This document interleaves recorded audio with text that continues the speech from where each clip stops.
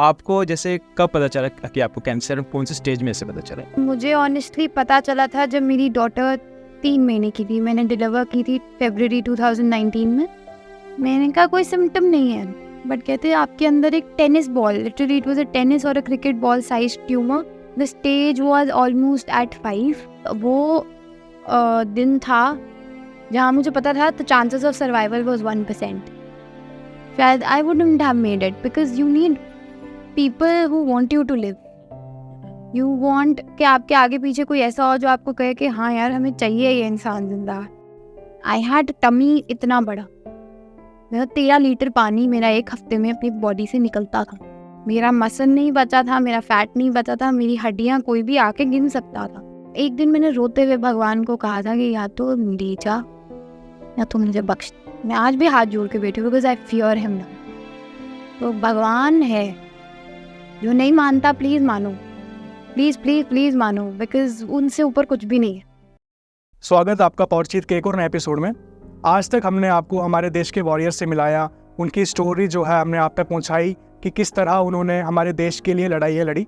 और आज हम आपको मिलाने जा रहे एक अलग गेस्ट से, एक ऐसा गेस्ट जिन्होंने दूसरों से नहीं बल्कि खुद से लड़कर अपनी ज़िंदगी को मौत के मुंह से वापस छीना है। और आज हमने इनको इन्वाइट किया है ताकि इनकी स्टोरी जो है वो आप तक पहुँचे कि किस तरह से इन्होंने एक मिसाल कायम की है जो कि आप सबके लिए जानना काफ़ी ज़रूरी रहेगा। तो ये मिलते हैं कैंसर सर्वाइवर सरिका जी से। स्वागत है मैम आपका, कैसे हैं आप? थैंक यू भैया, मैं ठीक हूँ, आप कैसे? बस बढ़िया। तो मैम जैसे कि हम सबको पता है, कैंसर एक ऐसी जानलेवा बीमारी है जो अर्ली स्टेज में पता चल जाए तो रिकवर होने के थोड़े ज़्यादा चांसेस होते हैं, बट वो अगर लास्ट स्टेज में पता हो जाए तो कहीं ना कहीं थोड़ी मुश्किल आती है रिकवरी में। तो आपको जैसे कब पता चला कि आपको कैंसर, कौन से स्टेज में से पता चला?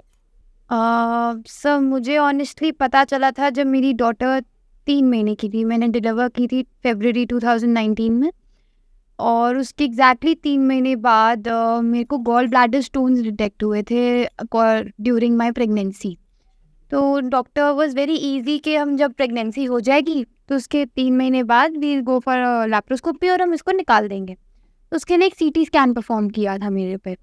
उसमें उन्होंने डिटेक्ट किया कि गॉल ब्लैडर स्टोन्स तो है ही, but there is another mass of body that's growing inside you.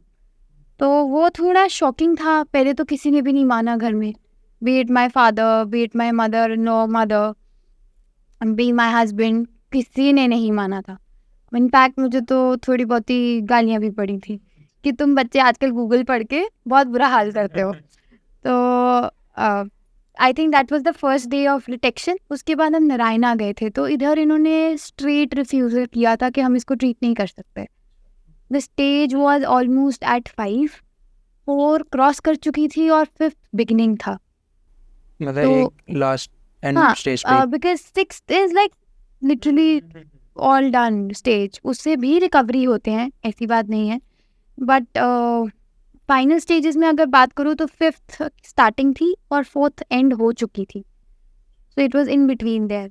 और जब डिटेक्ट किया गया तो मेरे डॉक्टर ने सीधा मुझे, मतलब I remember going to that small market Delhi में, यहाँ से पापा मेरे स्ट्रेट मुझे दिल्ली ले गए थे अगले ही दिन।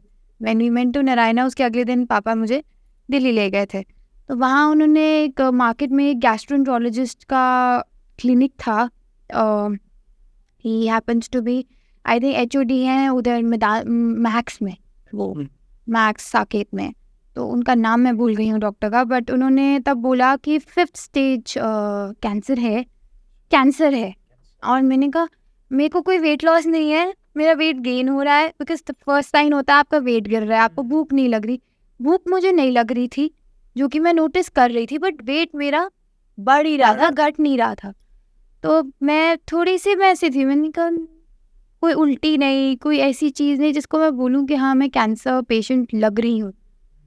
मैंने कहा कोई सिम्टम नहीं है, बट कहते आपके अंदर एक tennis ball, literally it was a tennis और a cricket ball size tumour, जो मेरी स्प्लीन, मेरी पैनक्रियाज और मेरे लिवर के और स्टमक लाइनिंग के ऊपर के बीच में था। वो उनको जब उन्होंने देखा, उन्होंने ये बोला हम पहले कीमो करेंगे। तो स्टेज 4 क्रॉस करने का मतलब है starting treatment is chemo. And मैंने कहा तुम कुछ भी करा लो, कीमो नहीं कराऊंगी। और फर्स्ट रिएक्शन वही था कि मेरे बच्चों का क्या होगा, मेरे हस्बैंड का क्या होगा, वो back then I was 27, he was just 31, 32, maybe the age I am right now. So उस चीज़ को cater करना mentally एक second में एक डॉक्टर के सामने कि अच्छा हम कर लेंगे, वो मुश्किल होता है किसी के लिए भी. फैमिली सपोर्ट कैसा रहा था उस टाइम पे आपके इन लॉज का, जब उनको भी पता चला कि आपको जो है कैंसर निकला है? मैं बहुत रोई थी. आई रिमेंबर मेरे हस्बैंड जम्मू थे बच्चों के साथ, मेरी मदर इन लॉ जिन्होंने एक सेकेंड में like she became a mother to my kids. मेरी मदर इन लॉ आज की डेट में भी मदर है उनके लिए, मतलब क्योंकि मैंने मोस्टली बच्चे नहीं देखे हैं इन 4 सालों में. मुश्किल से आई थिंक 4 साल में 2 साल मैंने देखे होंगे, वो भी बेड पे बैठे बैठे. तो बेड पे आप कितना ही देख पाते हो बच्चों को, विद टॉडलर्स बिल्कुल छोटे छोटे. तो उन्होंने तब मुझे सीधा ये कहा था कि बेटा तू जा ट्रीटमेंट करा, मैं बैठी हूँ पीछे. मेरे husband he took a back seat, उन्होंने अपना सारा काम सब कुछ वाइंड अप किया. एंड आई रिमेंबर बिकॉज मेरे हस्बैंड है बहुत चूही वाला दिल है, छोटा सा दिल है, वो डरते इतना है बिकॉज वो कहते थे ठीक रह ले चाहे बेड पे रह ले, तो ठीक रहे बच्चों के सामने बैठी रहे, तो चाहे बेड पे रह ले मैं मंजूर है मुझे. मैं 25 साल ऐसी ही बैठी रहे, मैं कभी कुछ नहीं कहूँगा तुझे, बस 25 साल रह ले मेरे साथ. तो he was that sweet to me. और उनकी छोटी छोटी बातें हैं ना, so that just gets in to you. ऐसा कोई वो मेजर वो नहीं देंगे कि मैं खड़ा हूँ मैं ये कर दूंगा मैं वो कर दूंगा, वो वैसी नहीं है. और मेरे फादर इन लॉ, उनकी दाद देती हूँ, वो हर डॉक्टर विजिट, हर इंजेक्शन, हर मेडिकेशन, कोई विजिट है जो मैंने उनके बगैर की हो कभी हुआ नहीं. आई थिंक तब मेरे को रोते रोते मैंने अपने हस्बैंड को फ़ोन किया था दिल्ली से कि मुझे कैंसर हो गया है, I don't know what to do. और मैं रोई जा रही थी, फूट के रोई जा रही थी. एंड आई रिमेंबर उसने मुझे, आई रिमेंबर अंगद ने, my husband name is Angad, so he literally shouted at me on the phone कि अब तो चुप करेगी, बहुत हो चुका है. मैंने कहा मैं क्या करूँ, और पापा ने कहा तू रुक हम बंगला साहब चलते हैं. तो हम सीपी भागे बंगला साहब, और बाई चांस की बात है मैं और पापा एक दूसरे से अलग हो गए. रश बहुत ज़्यादा था, मैं बाहर आई उनको पार्किंग में ढूंढने, और मैंने पूरे गुरुद्वारे की परिक्रमा बाहर से करी. तो पापा अंदर हैं और मैं बाहर हूँ, और मैं कह रही हूँ पापा आप कहाँ हूँ, आप कहाँ हूँ, आप कहाँ हूँ. एंड आई स्टिल रिमेंबर तब मेरे को पापा ने ऐसे है ना आके, जब मैं मिली उनको, मैं उनको मिली निशान साहब के नीचे बिल्कुल, तो मेरे को आके कहते हैं तेरे सारे दुख हर लिए बाबे ने. मैंने कहा कैसे, मैंने कहा कुछ भी बोलते हो आप. और ऑब्वियसली जो सडनली इतने बड़े बैग उससे निकला है, तो एक आधा घंटा पहले मैं ये सुन रही हूँ और उसके आधे घंटे बाद पापा ये बोल रहे हैं. मैंने कहा पापा क्या बोलते रहते हो यार.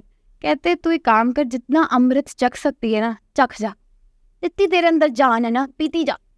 मैं कहा पापा इतना नहीं पीते, जितना पी सकती है पी. मुझे याद है 3 लोटे भर के उन्होंने मुझे उस दिन अमृत चखाया था. वो पिलाते गए, मैं ऐसे करके पीती गई. तो उन्होंने मुझे कहा तेरे बाबे ने ना दुख हर लिए. मैं कहा कैसे बता.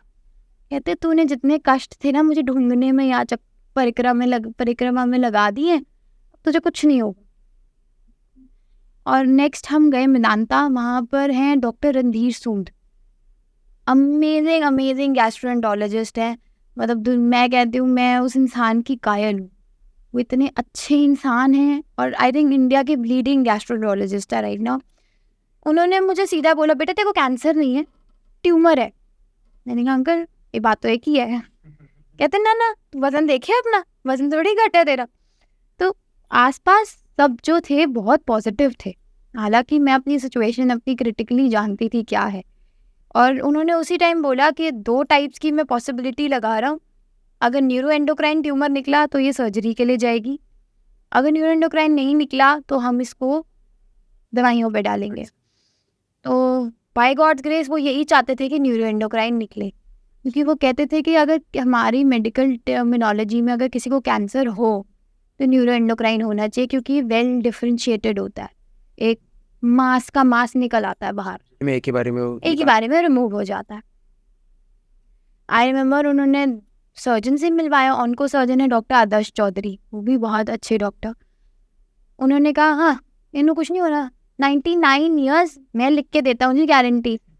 मैं ठीक है जी. और आप डॉक्टर जिसको आप अपनी लाइफ टेबल पे दे रहे हो, ट्रस्ट करते हो. And my father trusted, my family trusted him, so I had faith on my father-in-law. I am a die-hard fan of his faith. वो जो बोलते हैं मेरे लिए वो पत्थर है और उसकी लकीर तो बाद की बात है। तो आई थिंक वो दिन था जहाँ मुझे पता था the chances of survival was 1%। Where he told my father कि there are chances she won't make it out because it's too big और बहुत कॉम्प्लिकेटेड है। और वो मैंने सुन लिया था पर उनको लगता था मैंने नहीं सुना, तो वो मुझे झूठ बोलते रहे, एक मासी तो है, बॉली तो है, निकालनी तो है, ऑल दैट, ऐसे एक बच्चे को परचाया जाता है। तो आई थिंक वो दिन और जो सर्जरी का दिन था, so I remember standing outside the lift, वो व्हील चेयर पे वो मुझे लेके जा रहे हैं सुबह प्रेप करके, और मैंने पापा की पूनी कराई पगड़ी की कि पापा मैं जा रही हूँ सर्जरी कराने, तो पगड़ी पहन के रखना, गंदे मंदे मत घूमना। आई रिमेंबर पगड़ी की पूनी कराना सुबह 6 बजे उठ के पापा की, और फिर आई टोल्ड हिम, मैंने कहा मैं 2 घंटे में आई, क्योंकि उन्होंने मुझे बोला था हम लैप्रोस्कोपिकली निकालेंगे, हालांकि सब जानते थे कि फ्रंट ओपन सर्जरी होगी प्रॉपर। तो मैं लिफ्ट के बाहर खड़ी हूँ, मुझे अभी भी याद है, और मैंने पापा को ऐसे वेव किया because he was not allowed to go with me. तो आई टोल्ड हिम, मैंने कहा मैं जा रही हूँ, मैं 2 घंटे में आपको मिलती हूँ। और उस 2 घंटे को कम से कम 9 घंटे लग गए। And I can imagine what went through my family, जो सारे बाहर वेट कर रहे थे, my husband, my father, my mother जो जम्मू थी मेरे बच्चों के साथ, मदर इन लॉ, मेरे फादर इन लॉ मेरे पास, मेरी हस्बैंड मेरे पास, और मम्मा यहाँ अकेले बच्चों के साथ। So everybody have had, my sister in law जिसको मैं भाई बोलती हूँ, ऑनेस्टली वो मेरे भाई है, उसने मुझे प्रॉमिस किया लाइफ में वो कभी मुझे झूठ नहीं बोलेगी। सो माई वर्स्ट केस जब मैं ज़्यादा बीमार हुई थी, उसने मुझे सच बोला था कि बेटा तू क्रिटिकली इल है, so you take care of that. वो कभी झूठ नहीं बोलती, एंड वो यहाँ नहीं है, शी इज़ इन लंदन। तो वो आई थिंक वहाँ से बैठ के मेरा ट्रैक रिकॉर्ड रखती है हर चीज़ का, इसका विटामिन डी कितना है। अभी 2 दिन पहले मुझे डांट पड़ रही थी कि विटामिन डी चेक कराया अपना, हड्डियाँ टूट जाएंगी किसी दिन। तो I have a loving family जिनका सपोर्ट एंड से भी एंडलेस रहा है, जिसका मैं डिफाइन भी नहीं कर सकती। तो क्योंकि आपने अपने इन लॉज की बात की, कि हमने कितने केसेस देखे हैं कि दहेज के कितने मामले आते हैं, अपने कितने ही इन लॉज वाले इतने टॉर्चर जो है वो टॉर्चर करते हैं। तो कहीं ना कहीं आप भी ब्लेस्ड फील करते होंगे कि मुझे ऐसे इन लॉज मिले हैं, क्योंकि ससुर और सास के रूप में मुझे माता पिता ही मिल गए मेरे। मुझे मम्मा पापा मिले, मेरी मासी है who I love and adore like my mother। उन्होंने मेरा वैसे ध्यान रखा है जैसे एक माँ अपने बच्चे का रखती है, उन्होंने बचपन से रखा है। Like when I was 2 year old तब भी वो मुझे अपने पास रखती थी, आज भी वो मुझे अपने पास ही रखती हैं। सो वो मुझे याद है, मुझे एक बारी मैं थोड़ी सी बेटर हुई तो मैं उनके घर पे थी, तो शी टोल्ड मी कि बेटा मैं कभी तेरे पापा और मम्मा का देन नहीं दे सकती, what they've done for you, शायद कहीं और होती तो तू नहीं जिंदा होती। ये उनके वर्ड्स हैं। और मैं आई थिंक जब मेरी आशीष जी से पिछली बारी बात हुई थी, मैंने ये स्पेसिफाई की थी ये चीज़ कि अगर मैं कहीं और होती तो शायद नहीं होती, शायद I wouldn't have made it, because you need people who want you to live. You want कि आपके आगे पीछे कोई ऐसा हो जो आपको कहे कि हाँ यार हमें चाहिए ये इंसान जिंदा, ये होगा तो ये होएगा, ये कैसे होएगा अगर ये नहीं होएगा। तो आई थिंक ये सब, मेरी मासी, मेरे in laws, my in laws include my father, mother, my husband, मेरी बहन, और अब मेरी बहन के जो होने वाले वुड बी हस्बैंड है, even him, he I love that man. इन सब ने मिल के मेरे को ऐसे रखा हुआ है। Like my husband is not allowed to shout at me for any good nor bad reason. My daughter is such, वो सीधा बोल देगी पापा आपको नहीं पता मम्मा से ऐसे बात नहीं करते, आपको पता नहीं उनको कितनी दर्द होती है। आई थिंक हर तरीके से ब्लेस्ड, सपोर्टेड, ब्लेस्ड, लकी, आप जो मर्जी बोल लो, सब कुछ है, टच वुड। आपका जब आपको पता चला कि कैंसर, तो उस टाइम से अभी तक हम मेंटली कैसे जो है आपने खुद को, मतलब क्या बोलते हैं ना कि एक मेंटली टॉर्चर तो बंदे को जब एकदम से सडनली पता चला कि कैंसर है, फिर उसके बाद इतने स्टेज से निकलना, सर्जरी हुई, फैमिली का सपोर्ट भी रहा, थेरेपियाँ साथ में चली, तो मेंटली कैसे आपने खुद को जो है संभाल के रखा? मेरा जब पहली सर्जरी थी तब तो मैंने मेंटली कुछ सोचा ही नहीं था। आई थिंक वो फर्स्ट टाइम था, तो इतना मुझे गैप भी नहीं दिया डॉक्टर ने सोचने का। आई गॉट डायग्नोज 15 जुलाई को, 6 अगस्त को उन्होंने मेरी सर्जरी कर दी थी। तो didn't even wait and let me think. 15 दिन तो उसी प्रेप में निकल गए कि आपको हॉस्पिटल के लिए क्या चाहिए, आपको पोस्ट ऑपरेशन घर में क्या सामान चाहिए, कितनी देर में कैसे रहूँगी, तो वो उसी चीज़ में टाइम निकल गया। हाँ, उसके बाद धीरे धीरे धीरे जब सीपिन होना शुरू हुआ, उसके बाद 6 महीने मेरी कोई मेडिकेशन नहीं थी, because they did an awesome job on me. तो 6 महीने मेरी उसके बाद कोई मेडिकेशन नहीं थी। और ऑनकोलॉजिस्ट डॉक्टर अशोक वैद तब मुझे मिले थे, जम्मू के ही हैं वो, मेदांता में है। सो आई मेट हिम देन, और उन्होंने कहा था इतनी बढ़िया सर्जरी मैंने कभी नहीं देखी हुई होते हुए। और मेरे जो सर्जन थे उन्होंने कहा था मेरी लाइफ की टफेस्ट 3rd सर्जरी है। My record, track record, your the 3rd toughest surgery I perform, जो 9 घंटे लगातार स्टैंडिंग चली है। तो फॉर दैट आई थिंक तब मुझे पता नहीं चला, पर जैसे जैसे मेडिकेशन बढ़ती गई ना, पेट स्कैन्स शुरू हुए, तब पेट स्कैन्स भी नहीं हुए थे मेरे। जब मेरा पहला पेट स्कैन था तब से लेकर आज तक, अब मेरा नेक्स्ट ड्यू है सितंबर में, आई थिंक एक फियर हमेशा, एक घंटी ना बंधी रहती है दिमाग में कि कुछ हो गया तो मेरे बच्चों का क्या होगा, पीछे क्या होगा, how will things function, because I know there things. मैं जीना चाहती हूँ, और बच्चों का क्या होगा से ज़्यादा ज़रूरी मुझे ये लगता है कि मैंने इनको पैदा किया है। मैं why shouldn't I enjoy the childhood?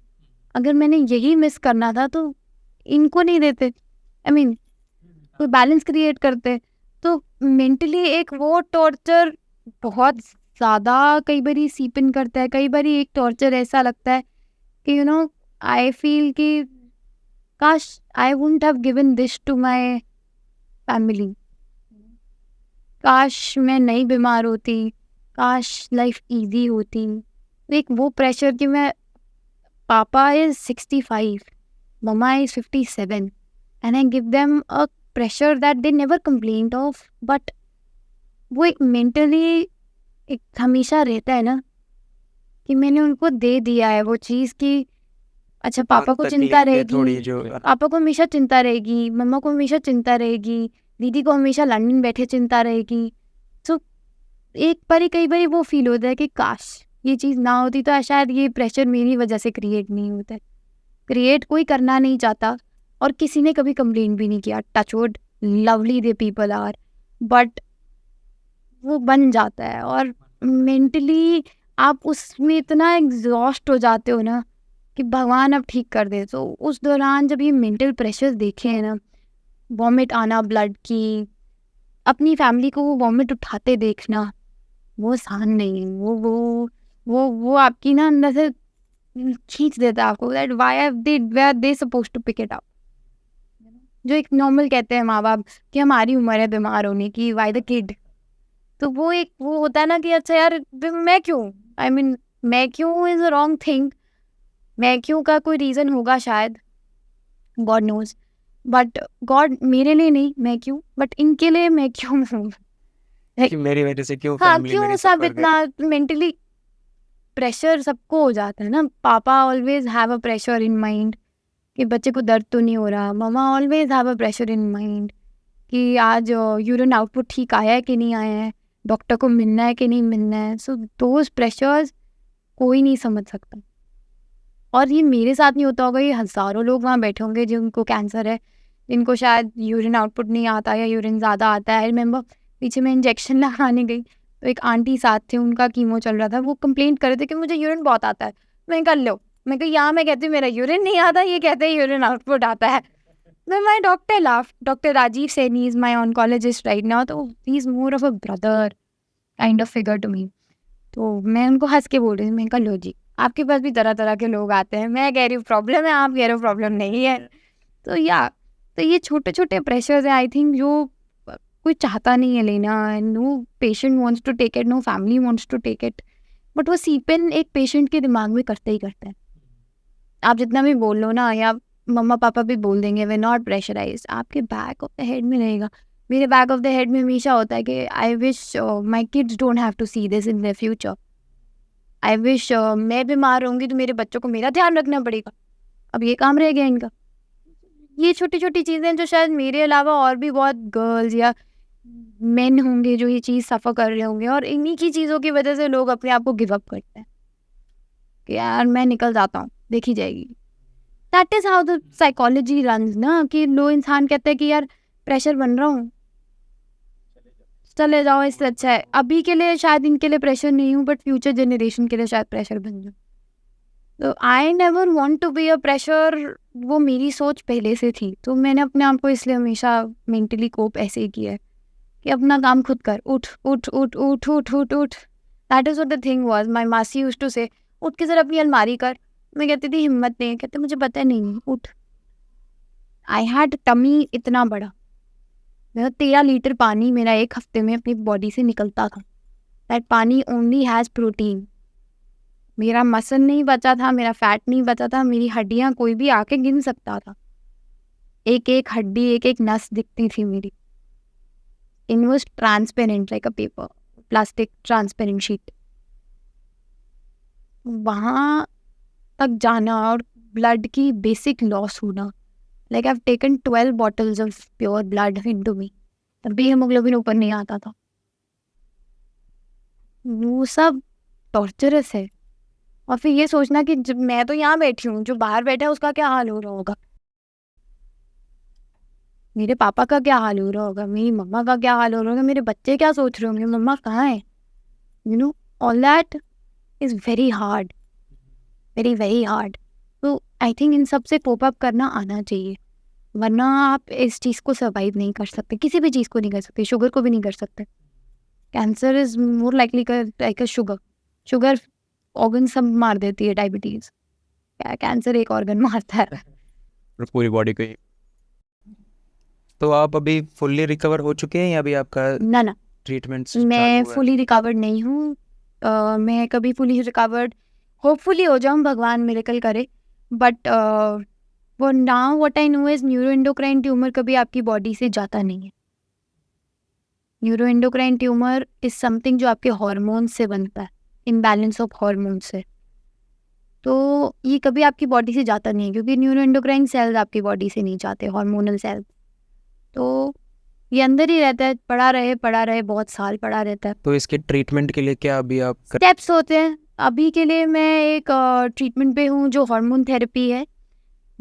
इनका नाम है इंजेक्शन का Sandostatin. So I get a 2 mg shot every 28 days, और वो इंट्रामस्कुलर शॉट होता है। और उसके बाद हफ्ता एक होती है प्रॉब्लम, कभी नोज ब्लीड, कभी कुछ, but then it gets along. फिर आगे के 2 हफ्ते थोड़े इजी निकल जाते हैं। रिलीफ रहता है? हाँ, दर्द रहती है, कभी मसल क्रैम्प्स, कभी कुछ, बट आई थिंक रोज़ पानी निकालने से और ब्लड वॉमिट करने से तो अच्छा है। तो कैंसर में अलग अलग तरह के लोगों का रोल होते हैं। जैसे फैमिली के अलग रोल हो गए, डॉक्टर्स के अलग रोल, पर कहीं ना कहीं उस ऊपर वाले का भी कोई ना कोई रोल ज़रूर होगा आपकी लाइफ में जो इम्पैक्ट किया होगा। डेफिनेटली। तो स्पिरिचुअली कितना जो है आपको लगा कि असर किया है? बहुत ज़्यादा। मैं ऐसी हूँ, यंग जनरेशन प्रॉब्लम कि गॉड दिखता नहीं है तो है कहाँ। मतलब आज तक तो कुछ हुआ नहीं कमाल का जो कहेंगे हाँ जी गॉड है। बट मेरे फादर इन लॉ बहुत ज़्यादा फेथ रखते हैं गॉड में, बहुत बहुत ज़्यादा। मतलब उनको कुछ भी बोलो ना, वो कहते हैं मेरा बाबा बैठा है, वो देखेगा, वो करेगा। तो मैं कहती थी आपका बाबा, मैं ना, बिकॉज लास्ट 2 years मेरे ऐसे थे, पेट में पानी बहुत था और मेरे को हर हफ्ते पैनक्रियाटिस कुछ कहते हैं उसको, you have to take a big pin, वो आपके पेट के अंदर डालते हैं to take the water out. तो दैट इज़ डन बिना एनेस्थीसिया के। लोकल भी नहीं, लोकल मैं लगवाती थी क्योंकि मेरे को डर लगता था, पर लोकल का कोई असर नहीं। But they used to puncture my tummy to take the water out, ताकि थोड़ा ईज हो सके। तो हमेशा मैंने उनसे लड़ती थी कि आपका भगवान कहाँ है, 2 साल से कह रहे हो चला जाएगा पानी, नहीं जाता।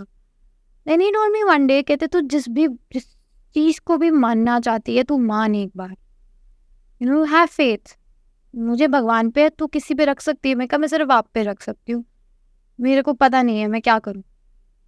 तो आई रिमेम्बर ये सर्जरी के बाद भी हुआ था। सर्जरी के बाद मेरे को पोस्ट ऑपरेशन एरिया में पापा आए थे मिलने। पाइप्स डली होती हैं और 5-6 पाइप्स डली थी, एक ब्लड की, एक पानी की, एक फलानी। सो ही केम इन, उन्होंने मुझे पूरा टाई किया because my clothes were all open, because सारी जगह पाइप्स थी। He tied me up and then he ना सडनली टच्ड मी हियर, ऐसे उन्होंने मुझे यहाँ छुआ था। वो हाथ ना आज भी मेरे को यहाँ महसूस हो जाता है, और आंखें मेरी इतनी सी खुली थी क्योंकि मैं एनेस्थीसिया में थी, और मेरे कान में आके हल्के से बोल के गए, सारा, निकाल दिया उन्होंने। और वो ऑरेंज कलर का सिरपा ना जो उन्होंने पहना हुआ था, सरदार पहनते हैं सिरपा, वो आज तक वो जो इतना सा पट्टी सी, उनका चेहरा नहीं तब देखा था मैंने। ऑल आई सॉ इज उसकी उनकी आवाज़ और वो ऑरेंज कलर का सिरपा। वो मेरे दिल दिमाग में वो ऐसे है जैसे मुझे लगता है कि वो आते हैं और वो मुझे बचा के ले जाते हैं, वो आते हैं और मुझे बचा के ले जाते हैं। तो एक स्पिरिचुअल इंसिडेंट मेरे लिए लाइफ में वो रहा है जिसको मैं आज तक मानती हूँ। और दूसरा, जब भी ज़्यादा बीमार थी, ब्लड वॉमिट एक दिन काफ़ी ज़्यादा आई थी। आई रिमेंबर फर्स्ट या सेकंड टाइम थी जब मुझे वो ब्लड वॉमिट आई, और मैंने अपने हस्बैंड को कहा कि अब तो ब्लड आ गया है, I know the liver has got affected badly. तो आप स्टूपिड बातें करते हो, अपने हस्बैंड को कहते हो दूसरी शादी कर ले, बच्चों का कुछ हो जाएगा, इटर पिटर, बेसिकली बॉलीवुड ड्रामा। तो मैंने भी किया। तो मेरे हस्बैंड कहते हैं हंस के, तू ऊपर भी जाएगी ना, तो ऊपर नहीं खैरा छोड़ेगी मेरा, तू यही रहेगी। मैंने कहा हाँ वो भी ठीक है। तो मुझे कहते हैं कि देन आई टोल्ड हिम, मैंने कहा Angad, there's somebody who wants me to come, who wants me to go. And then he's like, what are you trying to say? मैंने कहा नहीं, कोई है जो चाहता है मैं जाऊं और कोई है जो चाहता है मैं ना जाऊं। तो मुझे पता है मेरे बच्चे पीछे खींच रहे हैं, वो नहीं जाने देंगे, और कोई है जो चाहता है कि मैं ना जाऊं, चली जाऊं। There's somebody who's here to take me away, पर मैं जा नहीं पा रही हूँ, I can't go. He's like, just stay ना, रुक, देखते हैं क्या होता है। और उस दिन से मैंने सिर्फ 3 चीज़ें पढ़ी हैं, आई डोंट नो वो किसके लिए कितनी वैलिड है। एक मैं पढ़ती हूँ बजरंग बाण, एक मैं पढ़ती हूँ हनुमान चालीसा, एक होता है राम रक्षा सूत्रम। मुझे नहीं पता, मैंने लाइफ में सिर्फ हनुमान चालीसा पढ़ी थी, वो भी जब मैं हॉस्टल में थी। ये कहते थे डर लगता है हनुमान चालीसा पढ़ लो, वो भी भाग जाएंगे। और एक्चुअली बहुत भाग जाता है, एक्चुअली भागता है। तो मेरे लिए आई थिंक वो 3 चीज़ें, और उसके बाद ये फेथ कि मैं गॉड फेयरिंग हो गई। मैंने भगवान से एक बार सच्चे दिल से बोला था, मैं कहा या तो आज यहाँ छोड़ जा या तो आज ही ले जा। वो दिन इतना गंदा था दैट आई टोल्ड, क्योंकि सुबह के 8 बज चुके थे, रात से दर्द चल रही थी और मैं 1 सेकंड नहीं सोई थी। For 2 years of my life I haven't slept. मतलब सोती थी और इंजेक्शन के असर से 1 घंटा सो गई, 2 घंटे सो गई, उठ जाती थी, फिर बैठी रहती थी, सांस नहीं आ पाता था, लेट प्रॉपर नहीं पाती थी, माई बैक यूज टू एक। तो या एक दिन मैंने रोते हुए भगवान को कहा था कि या तो ले जा या तो मुझे बख्श दे, मुझे मेरे बच्चों के लिए बख्श दे। मैं आज भी हाथ जोड़ के बैठी हूँ because I fear him now. बहुत फियरिंग हो गई हूँ, और मुझे लगता है वो है, वो लिसन्स। आप दिल से बोलो वो पक्का मानते हैं। आप अपनी विल पावर से अपने लिए जिंदगी मांग रहे हो या किसी के लिए मांग रहे हो, कुछ भी मांग रहे हो, वो करो, वो होता है। एक कभी दान मत छोड़ो। आई पर्सनली, मैं दान शुरू से, बचपन से, बहुत छोटी छोटी चीज़ें ना, कभी रास्ते में कॉलेज जाते हुए किसी छोटे बच्चे ने सिग्नल पे मिलना, आई स्टिल रिमेंबर 2-3 लोगों के बच्चों के नाम भी याद हो गए थे मुझे, वो मिलते थे आकर रोज़ मुझे। तो मैं उनको रोज़ एक चिप्स का पैकेट या कुछ ना कुछ दे आती थी, खा लेना। एक बार मेरी एक मासी है, उन्होंने मुझे कज़न, मासी कज़न, शी टोल्ड मी, बेटा तुम जिंदा इसलिए हो क्योंकि तुमने दान किए। उन्होंने ज़िंदगी में कभी किसी के लिए दान किया, चाहे वो तुम्हें 1 नक्का लगा, पर वो लगा, घूम फिर के चक्कर घूमा, आया, लगा। तो आई बिलीव मैं अपने बच्चों से भी बहुत दान कराती हूँ, क्योंकि मुझे लगता है कि this things work, they work on you. तो भगवान है, जो नहीं मानता प्लीज़ मानो, प्लीज़ प्लीज़ प्लीज़ मानो, बिकॉज उनसे ऊपर कुछ भी नहीं है। तो थैंक यू मैम कि आप आए, आपने जो है अपना स्ट्रगल की कहानी सुनाई कि कैसे जो है आप रिकवर, मोस्टली हम कह सकते हैं कि जहाँ से आपने शुरू किया था इस टाइम पे काफ़ी बेटर प्लेस पे हो इस टाइम पे आप। काफ़ी बेटर, 6 महीने से टच वुड। हमारा मोटिव यही था कि जो भी लोग देख रहे हैं, काफ़ी सारे आपकी तरह कैंसर पेशेंट्स होंगे या ट्यूमर पेशेंट या जो भी बीमारियाँ जो है आपकी तरह जो है वो हिम्मत रखे, हिम्मत ना हारे अपनी, और आपकी तरह जो है वो भी फुल्ली जो है अच्छे से रिकवर कर जाए, उससे जो है हिम्मत मिले उन्हें। तो इसी के लिए मैम आज का हमारा मोटिव यही था। Thank you ma'am. Thank you. तो कैसा लगा आपको हमारा आज का पॉडकास्ट? उम्मीद करते हैं आपको बेहद पसंद आया होगा। पॉडचीत पर आप किन टॉपिक्स को देखना चाहते हैं, किन टॉपिक्स पर आप चाहते हैं कि हम लोग डिस्कस करें, प्लीज़ कमेंट सेक्शन में ज़रूर बताइएगा। तो बस यूं ही हमारे पॉडकास्ट को प्यार देते रहिए और ऐसे ही informative, knowledgeable and entertaining podcast के लिए हमारे चैनल को लाइक, शेयर एंड सब्सक्राइब करना ना भूलिए।